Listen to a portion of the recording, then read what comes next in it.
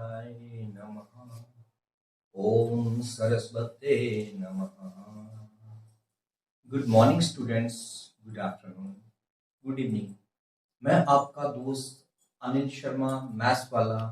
मैं आपके लिए एक बहुत ही अच्छा इंपॉर्टेंट चैप्टर लेके आया हूँ, क्लास 12 का प्रोबेबिलिटी। आपको बहुत अच्छा लगेगा, पसंद आएगा इस चैप्टर का। इस चैप्टर को स्टार्ट करने से पहले मैं चैप्टर वाइज आपको इंट्रोडक्शन दूंगा, सो डैट आपका जो 10th क्लास का या 11th क्लास का जो कॉन्सेप्ट अधूरा रह गया, जब फिर आपने नहीं पढ़ा या मिस कर गए, आपको सारे कॉन्सेप्ट क्लियर करूंगा इन्हीं इंट्रोडक्शन में। तो अब हम स्टार्ट करते हैं 13.1 की इंट्रोडक्शंस। रैंडम एक्सपेरिमेंट की बात करेंगे हम। इसके अंदर व्हाट इज रैंडम एक्सपेरिमेंट। आपने एक कॉइन लेते हो, कॉइन को जब टॉस करोगे, जहां तो हेड आएगा जहां टेल आएगा। I mean total number of जो आउटपुट है वो सिर्फ 2, कितने हैं? 2 हैं, जहां तो हेड जहां tail. That mean total number of outcomes जो है we already knows. Such a type of experiment is known as random experiment. ये एग्जांपल ले ली मैंने किसकी? एक कॉइन की। एक और एग्जांपल लेते हैं, डाई। जब हम डाई को टॉस कर रहे हैं, भाई फेवरेबल की बात नहीं कर रहा हूं कि हमें ये चाहिए, 2 चाहिए, 3 चाहिए, उसकी बात नहीं कर रहा हूं। टोटल नंबर ऑफ आउटकम्स कितने हो सकते हैं? 6। 1 भी हो सकता है, 2 भी हो सकता है, 3 भी हो सकता है, 4 भी आ सकता है, 5 भी आ सकता है, 6 भी आ सकता है। That mean total number of इस एक्सपेरिमेंट के अंदर 6 है। इसलिए इसको बोलेंगे हम रैंडम एक्सपेरिमेंट। क्या बोलेंगे बच्चे? Random experiment. तो ये डाई के लिए बता रखा है मैंने, आपको यहाँ पे कॉइन के लिए बता रखा है। आई होप आपको रैंडम एक्सपेरिमेंट क्लियर हो गया, कोई डाउट नहीं रहनी चाहिए। तो उसके बाद आगे बात आती है सैंपल स्पेस। बच्चों को सबसे इजी लगता है sample space.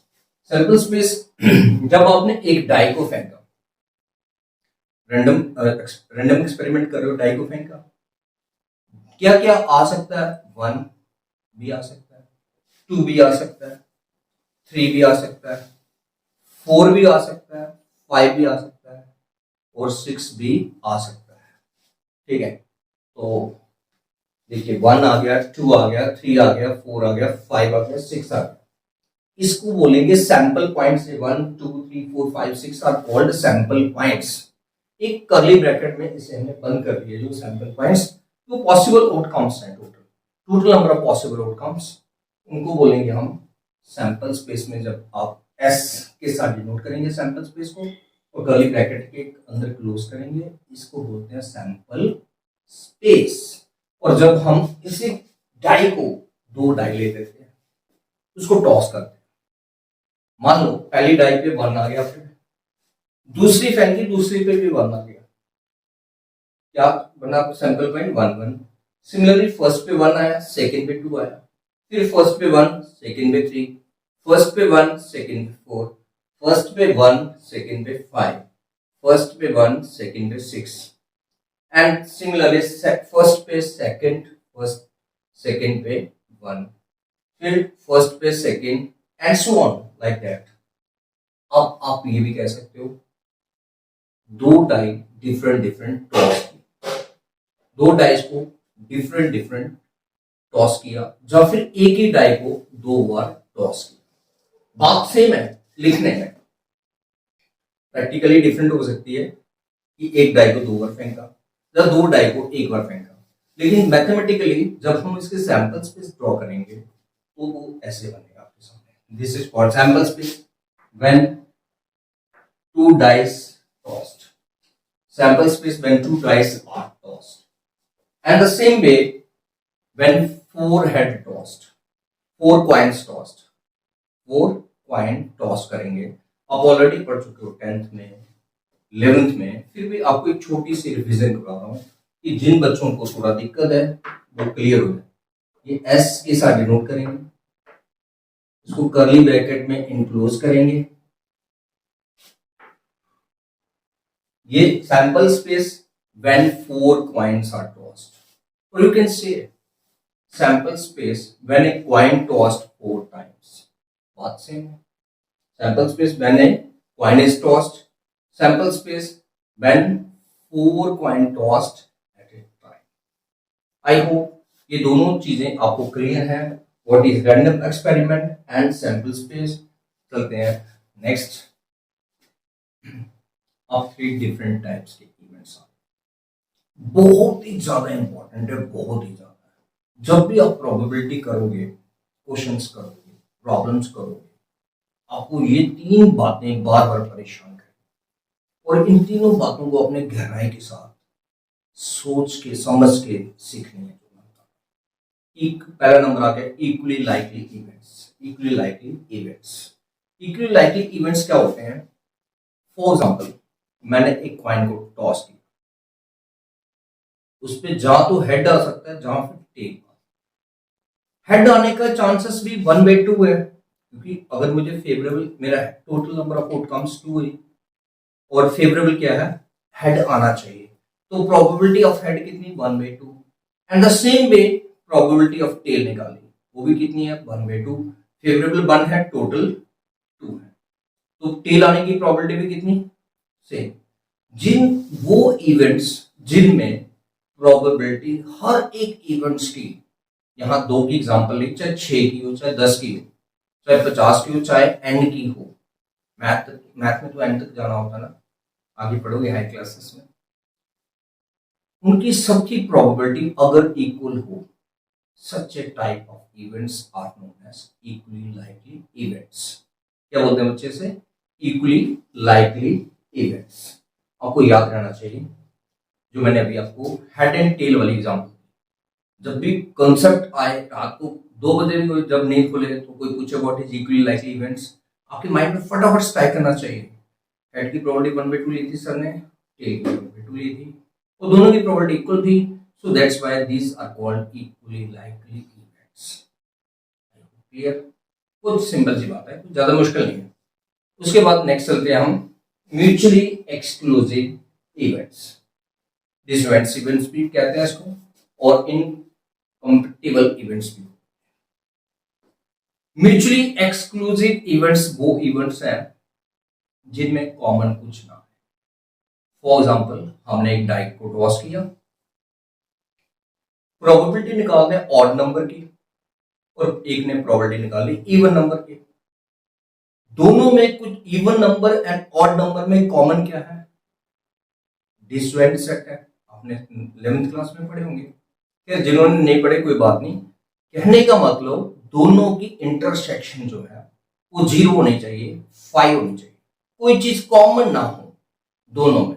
Such a type of events are known as mutually exclusive events. Mutually exclusive events. बच्चा बार बार परेशान होता है जब क्वेश्चन लिखा होता है mutually exclusive events. Why is so? क्योंकि वो डेफिनेशन भूल गया होता है, उसको फिर रिकैप्चुलेट करना. जब भी कभी कहीं आपने पढ़ लिया म्यूचुअली एक्सक्लूसिव इवेंट्स, आपके माइंड में फटाफट विद इन सेकेंड्स आ जाना चाहिए इंटरसेक्शंस E1 इवेंट्स E2 की 5 है. इंटरसेक्शन ऑफ 2 इवेंट्स की कितनी है, ये चीज आपके दिमाग में फटाफट आ जानी चाहिए कि इवेंट्स की जो प्रोबेबिलिटी है वो कितनी है, E1 और E2 की, वो 0 अगर आ जाए, such a type of events is known as mutually exclusive events. जब दोनों की प्रोबेबिलिटी कितनी हो, 0, मतलब कोई भी चीज दोनों में कॉमन ना हो, that is known as E1 intersection E2. अगर 0 आती है, that means 2 events are known as mutually exclusive events. Yes, of course. अब आपके माइंड में एक क्वेश्चन आ रहा है, क्या सर सिर्फ 2 इवेंट के लिए? नहीं भाई, चाहे 10 इवेंट क्यों ना हो, चाहे 5 इवेंट्स क्यों ना हो, तो जितने मर्जी इवेंट्स क्यों ना हो, उनकी सबकी अगर इंट्रोडक्शन, फॉर एग्जांपल हमने 5 इवेंट्स लिए, E1, E2, E3, E4, E5, उनकी इंटरसेक्शन ली, there is nothing common between them. E1 intersection E2, intersection E2, intersection E3, intersection E4, intersection E5 is equal to 0. Then these are called mutually exclusive events. I hope आपको समझ आ गया what is mutually exclusive events. Events को simultaneously अक्ररेंस is impossible, मतलब एक ही साथ दोनों चीजें हो जाए, नहीं हो सकती। ठीक है, डेफिनेशन अगर आपने याद रखनी है, जैसे मैंने ये एग्जांपल लिया, हमने सैंपल स्पेस है, एक इवेंट्स E1 शो कर रहा हूं, दूसरा इवेंट्स मैंने E2 शो कर रहा हूं। रेड पेन, रेड बॉल के साथ, सर्कल के साथ मैंने मार्क किया हुआ E1 इवेंट्स है, और ग्रीन के साथ मैंने मार्क किया हुआ है E2 events. There is nothing common between E1 and E2, कुछ भी कॉमन नहीं है E1 इवेंट्स और E2 इवेंट्स के बीच। इसलिए E1 इवेंट्स और E2 इवेंट्स की इंटरसेक्शन जो है वो कितनी है, 0। So that's why these two events are called mutually exclusive events. चलिए नेक्स्ट पे चलते हैं। Mutually exhaustive events. Mutually exhaustive events समझने के लिए बहुत इजी है। मैंने एक सैंपल स्पेस लिया, उसके डिफरेंट इवेंट्स लिए E1, E2, E3, E4, E5। चलिए इसी एग्जांपल के अकॉर्डिंग लेते हैं, A1 लिया इवेंट्स, क्योंकि E1 हर बार E1 ले रहे हैं, E2 ले रहे हैं, इस पर चेंज करते हैं। आप E1 भी ले सकते हैं, कोई रेस्ट्रिक्शन नहीं है कि इसमें A1 क्यों नहीं लिया, चाहे E1 ले लो, चाहे A1 ले लो, चाहे PQRS कुछ भी ले सकते, डेफिनेशन में ऐसा कुछ नहीं होता। A1, A2, A3, A4, A5 मैंने 5 इवेंट्स लिए बेटा। कितने इवेंट्स लिए? 5। उन्हें पांचों इवेंट्स की जुनियन कर दी। अगर सबको ऐड करके, जुनियन मतलब ऐड कर दिया, और उनको ऐड करके मेरे पास दोबारा वो पूरा का पूरा सैंपल स्पेस बन रहा है। कंप्लीट क्या बन रहा है? सैंपल स्पेस बन रहा है। Then they are called mutually exhaustive events. Figure में बताया, ये मेरे पास सैंपल स्पेस है, मान लो S, पूरा कंप्लीट बताया हुआ इवेंट्स का बना हुआ है। A1 इवेंट्स है, A2 है, A3 है, A4 है, सबको ऐड करके दोबारा सैंपल स्पेस S बन रहा है। So such a type of events is known as exhaustive events. I hope आपको बहुत अच्छे तरीके से समझ आ चुका है what is equally likely events, what is mutually exclusive events and what is mutually exhaustive events. बेटा मैं बार बार बोल रहा हूं, जब भी हम प्रॉब्लम करते हैं, बहुत सारे बच्चे थोड़े से बड़े बड़े क्वेश्चन आते हैं जब आप हायर लेवल की स्टडी करोगे। फॉर एग्जाम्पल आपने AIEEE देना है, JEE देना है, JEE मेन देना है, JEE एडवांस देना है, उसके अंदर जो प्रॉब्लम्स आती हैं लिखा होता है म्यूचुअली एक्सक्लूसिव, बच्चा कंफ्यूज होता है व्हाट इज म्यूचुअली। अगर आप यहीं से बेस सॉलिड रखते हो, आगे दिक्कत नहीं आने वाली, आपको दिक्कत नहीं आने वाली। ये बहुत इंपॉर्टेंट आपके लिए। जब भी म्यूचुअली एक्सक्लूसिव की बात आए तो आपके दिमाग में फटाफट स्ट्राइक करना चाहिए कि इंटरसेक्शन 5। जब म्यूचुअली एग्जॉस्टिव इवेंट्स की बात आए, फटाफट स्ट्राइक करना चाहिए, सबको ऐड करें, जूनियन करें, कितना आना चाहिए? सैंपल स्पेस के बराबर भाई। क्लियर? चलिए चलते हैं आगे। Next, events. अब बात आ जाती है इवेंट्स क्या होते हैं, सिंगल इवेंट्स क्या होता है, और कंपाउंड इवेंट्स क्या होते हैं। स्टूडेंट्स इसके लिए हम देखेंगे, वन बाय वन को पकड़ेंगे, फिर अच्छी तरह से समझाएंगे, फिर आगे चलेंगे। तो इवेंट्स आपने क्लास 11th में पढ़ा था, सबसेट क्या होता है? Part of A set, every set is a subset of itself. वही वाली बात यहां पे आ गई कि एक सैंपल स्पेस है, उसका सबसेट।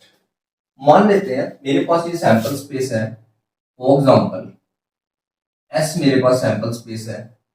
जब आपने डाई को थ्रो किया, मान लो जब आपने डाई को थ्रो करते हो, आपके पास ये सैंपल स्पेस आ गया। एक इवेंट E1 आता है, मैं बोलता हूं सिर्फ इवन नंबर आने चाहिए, तो मेरे पास 2, 4, 6 आ गया। दैट मीन्स E1 जो है वो सबसेट है सैंपल स्पेस का। E1 क्या है? सबसेट है ना सैंपल स्पेस का। तो this is called events. Events is nothing subset of sample space. Subset of बच्चे किसका? सैंपल स्पेस का। मान लो अगर किसी ने बोला मुझे ऐसा इवेंट, एक ऐसा सबसेट बना लिया, ना तो वो इवन प्राइम नंबर हो, ना कंपोजिट। तो वो वाला इवेंट की बात करें, फॉर एग्जाम्पल यहाँ पे E2 मैंने इवेंट एक ऐसा इवेंट लिया neither prime nor composite.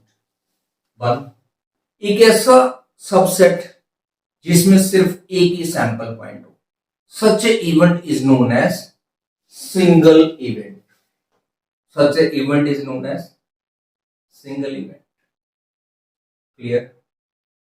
If अगर कंपाउंड इवेंट क्या होता है, जब दो से ज्यादा इवेंट्स प्रेजेंट हो, इवेंट 2 और मोर देन 2 इवेंट्स प्रेजेंट हो, उस इवेंट को बोलते हैं क्या बच्चे? Compound event. For example event में this is also example of compound event. I hope इतना क्लियर हो गया। चलो आगे चलते हैं। Next, classical definition of probability. ये आप छोटी क्लासेस से पढ़ते आ रहे हो, 9 से 10 से 11th में भी पढ़े, वही डेफिनेशन है पुरानी कि number of total number of events को डिवाइड में रखते हैं और फेवरेबल ऊपर में रखते हैं। यहां पे फॉर एग्जांपल रैंडम एक्सपेरिमेंट किया जिसमें total number of m plus n events. Total number of events कितने बचे? m plus n mutually exclusive events and equally likely outcomes है। अब म्यूचुअली एक्सक्लूसिव का मतलब समझे आप कि इंटरसेक्शन 5 है, और इक्वली लाइकली का भी समझ के इस जब हम डाई को टॉस करें वो भी इक्वली लाइकली इवेंट्स होते हैं, जब आप कॉइन को टॉस करें उसमें भी इक्वली लाइकली होते हैं।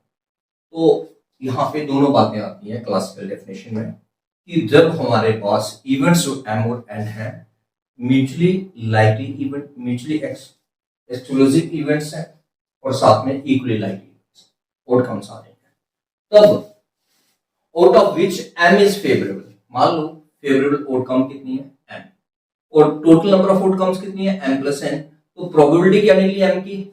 Then probability of m is equal to n of number of, ये n स्टैंड किसके लिए कर रहा हूं मैं? चलो n इसको कैपिटल ले लेते हैं, आपको n total number of favourable events, मतलब फेवरेबल इवेंट्स को न्यूमरेटर में रखा, जैसे आप रखते आए हो भाई, कोई नई चीज नहीं है।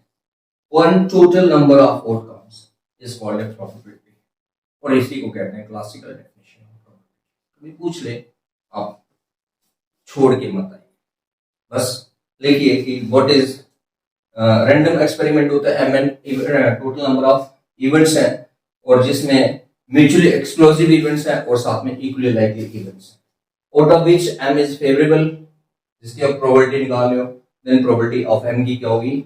n of m divide by n of n plus n। I hope इतनी बात क्लियर है। चलिए आगे चलते हैं।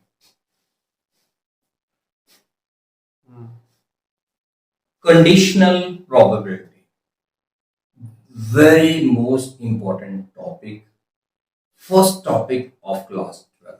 कंडीशनल प्रोबेबिलिटी क्या हो? बहुत सिंपल है बच्चे। सबसे पहले आप इसके लाइटली लीजिए, टेंशन मत लीजिए। टेंशन लेने से मैथ नहीं आता, रिलैक्स रहने पे मैथ आता है। ठीक है, और देखते हैं कंडीशनल प्रोबेबिलिटी क्या होती है। कंडीशनल प्रोबेबिलिटी मतलब यहाँ पे दो कंडीशन होंगी। मान लो दो कंडीशंस, आपको ऐसे समझाता हूँ। दो कंडीशन है, एक इवेंट है ई ले लेते हैं, एक एफ ले लेते हैं, दो इवेंट्स लेते हैं। एक आपने इवेंट ई लिया, एक इवेंट एफ लिया। फॉर एग्जाम्पल जब आपने डाई फेंकी, मैंने बोला एक इवेंट पहले हो चुका है, उसको मैंने बोला एफ। जो पहले हो चुका है उसका नाम क्या बोला? एफ बोला। और जिसकी प्रोबेबिलिटी मैंने निकालनी है उसको मैंने ई बोला। अभी वो इवेंट होना है। फिर से सुनना बच्चे, मैं क्या बोल रहा हूं। वो इवेंट जो पहले ऑलरेडी हो चुका हो उसको मैंने एफ बोल दिया। अब जो इवेंट मेरा अभी होना है, जिसकी प्रोबेबिलिटी हमें फाइंड आउट करनी है, उसको मैंने ई बोला। ई क्या है? जिसकी प्रोबेबिलिटी मुझे फाइंड आउट करनी है। और प्रोबेबिलिटी एफ मीन जिसकी प्रोबेबिलिटी ऑलरेडी, मतलब जो इवेंट्स ऑलरेडी हो चुका है। तब क्या होता है? Then what happen? Probability of E by F. E by F का मतलब इसे कंडीशनल प्रोबेबिलिटी बोलेंगे। ये सिंबल है कंडीशनल प्रोबेबिलिटी डिनोट करने का। मतलब अगर आपने बोला जब हमें सर प्रोबेबिलिटी ऑफ ई की निकालनी होती तो हम तो ऐसे लिखते थे, किसी बच्चे ने बोल दिया सर हम जब भी प्रोबेबिलिटी निकालते हैं ना, हम तो प्रोबेबिलिटी ई की निकालनी है, हम तो लिखते थे खाली प्रोबेबिलिटी ऑफ ई। फिर बाय अपॉन में एफ क्यों लिखा आपने? अपॉन में एफ इसीलिए लिखा क्योंकि ये कंडीशनल प्रोबेबिलिटी है, ये कंडीशन एफ वाली पहले ये इवेंट ऑलरेडी अकर्ड हो चुका है। तो ई अपॉन एफ, एफ मीन ये इवेंट ऑलरेडी हो चुका है बच्चे। देन इन दोनों की इंटरसेक्शन अपॉन में उसकी प्रोबेबिलिटी जो ऑलरेडी अकर्ड हो चुका हो, जो फॉर्म में लिखा है एफ। ये फार्मूला है प्रोबेबिलिटी ऑफ कंडीशन। प्रोबेबिलिटी की क्या प्रोबेबिलिटी कैसे निकालते हैं? प्रोबेबिलिटी ऑफ ई वो इवेंट जिसकी मुझे प्रोबेबिलिटी निकालनी है, और एफ ये इवेंट ऑलरेडी अकर्ड हो चुका है, एफ ऑलरेडी अकर्ड हो चुका है और प्रोबेबिलिटी ई की निकालनी है। तो कैसे निकालेंगे? Probability of E intersection F upon में probability of F. I hope ये बातें समझ आ गई। और डेफिनेशन पढ़ते हैं मेरे साथ। Let E and F be two events. मान लो ई एंड एफ दो इवेंट्स हैं associated with the same random experiment. Same random experiment का मतलब अगर मैंने डाई को टॉस किया तो मैं डाई की ही बात करूंगा, मैं कॉइन की बात नहीं करूंगा, एक ही एक्सपेरिमेंट की बात करूंगा। एक कॉइन इज, अगर मैंने डाई को थ्रो किया तो मैं डाई की बात करूंगा, मैं कॉइन की बात नहीं करूंगा, कार्ड्स की बात नहीं करूंगा। ठीक है, तो मैं सिर्फ डाई की बात करूंगा जब मैंने एक रैंडम एक्सपेरिमेंट की बात करूंगा। E and F be two events associated, किसके साथ एसोसिएटेड है, जिसके साथ लिंक रखने हैं, एक with the same random experiment के साथ। ठीक है, then the probability of E under the condition F, probability of E under the condition F का मतलब ये already occurred, F has already occurred. मैंने रेड पेन से मार्क भी किया है कि ये एफ ऑलरेडी हो चुकी है, इसकी ये इवेंट ऑलरेडी हो चुका है, और हमें अब जो प्रोबेबिलिटी फाइंड करनी है वो ई की फाइंड करनी है जो अभी नहीं हुआ है। अभी एग्जांपल लेंगे आगे, आपको बेहतरीन समझ लगेगा। और 13.1 जो एक्सरसाइज है हमारी पूरी इसी के बेस पे, आपको सारे क्वेश्चन समझ आएंगे, don't worry for that. And probability of F, definitely ये जीरो भी नहीं होनी चाहिए, तो जीरो हो गई तो इंफिनिटी बन जाएगा। ये तो आप ऑलरेडी पढ़ चुके हैं ना, any number divide by zero is called infinity. So that's why we have to written here probability of f not equal to 0 is called conditional probability denoted by probability of e by f। conditional probability को हम किससे denote कर रहे हैं? e by f से, and given by e by f is equal to probability of e intersection f divided by probability of f। ठीक है बेटा, और उसको डिटेल्स में हम समझेंगे फर्स्ट एग्जांपल के साथ। देखते हैं आगे। ये एग्जाम्पल, पहले एग्जाम्पल आपको करा रहा हूं, ये एनसीईआरटी की बुक की नहीं है, सिर्फ आपको कंडीशनल प्रोबेबिलिटी का पहले कंसेप्ट क्लियर करने के लिए, डेफिनेशन क्लियर करने के लिए। फिर हम बहुत सारे क्वेश्चन करेंगे, आपकी बुक्स के भी करेंगे, आपकी बुक्स की सॉल्व एग्जाम्पल भी करेंगे, मिसलिनियस भी करेंगे, और बहुत सारे क्वेश्चन करने वाले हैं। तो पहले आपको कॉन्सेप्ट क्लियर करने के लिए ये एग्जाम्पल एक पकड़ी है, आप क्लियर करके फिर आगे चलेंगे। डाई इज रोल्ड, जब डाई फेंकेंगे सैंपल स्पेस है 1 2 3 4 5 6। if the outcome is an odd number, if the outcome अगर odd number है तो probability क्या है? प्राइम आने की।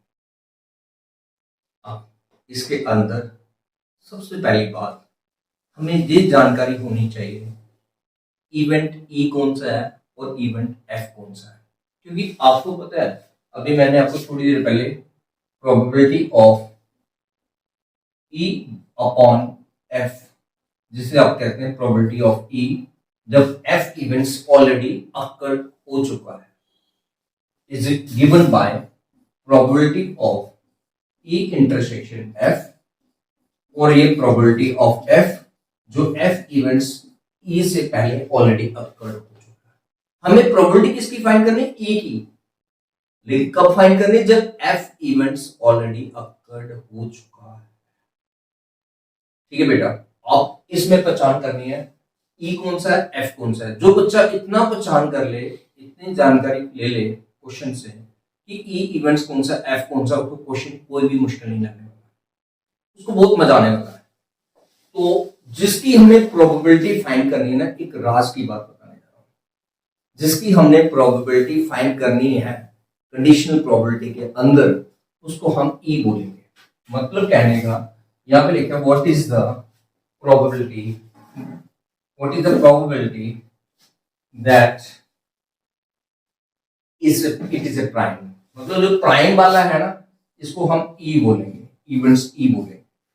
और जो ऑलरेडी अक्कड़ है, अक्कड़ कौन सा भाई, देखा है ना, outcome is an odd number. तो ऑड नंबर वाला जो था, इसको हम क्या बोलने वाले हैं, इसको एफ बोलने वाले हैं। इस इवेंट्स को हम एफ बोलेंगे भाई। आई होप आपको इतनी बातें क्लियर हो चुकी हैं। और सवाल को करें, सबसे पहले क्वेश्चन करने से पहले आप लिखेंगे sample space. Sample space when a die is tossed 1, 2, 3, 4.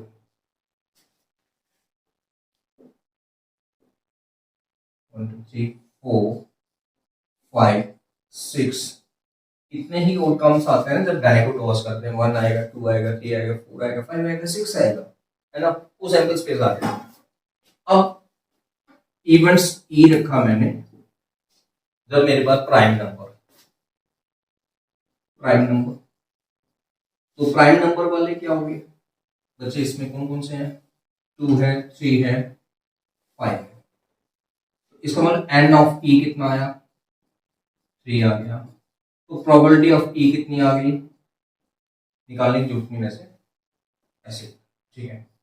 एक मिनट रुको रुको रुको, और भी बता रहे हैं।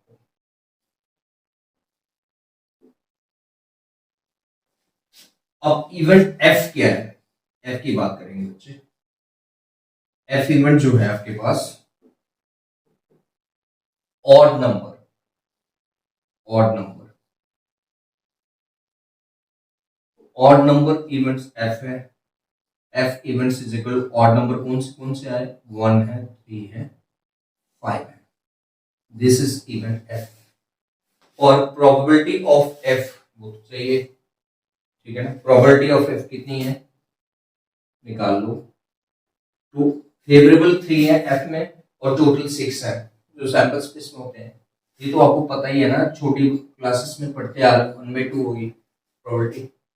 अब ई और एफ में इंटरसेक्शन भी चाहिए, कॉमन। ई और एफ में आपको कॉमन भी चाहिए। क्या क्या कॉमन आ रहा है भाई, देखो ई के अंदर 3 and 5 और एफ के अंदर भी 3 and 5, common 3 and 5। That means आप इसे रख कर लीजिए 2 मिनट के लिए।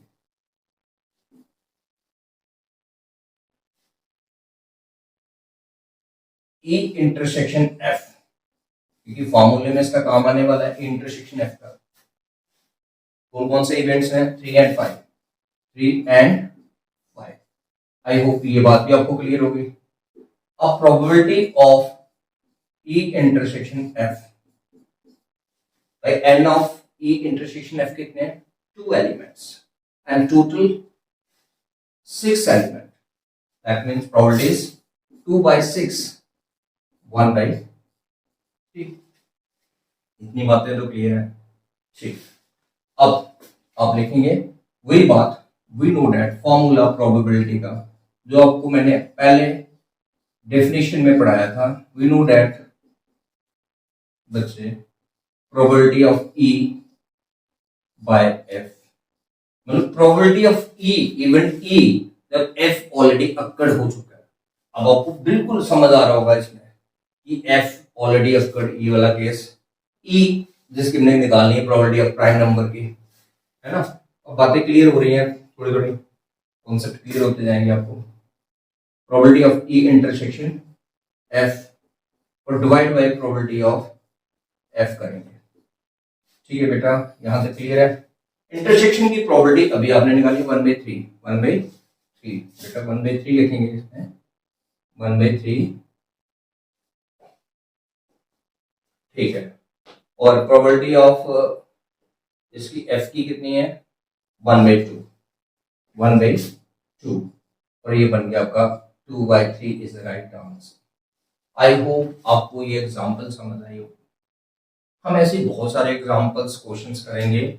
आप वीडियो को बिना स्किप किए कंप्लीट वीडियो देखिए, लाइक्स कीजिए अपने फ्रेंड्स के साथ। अगर आप मेरे वीडियो को पसंद कर रहे हो, फ्रेंड्स के साथ शेयर जरूर कीजिए, ठीक है।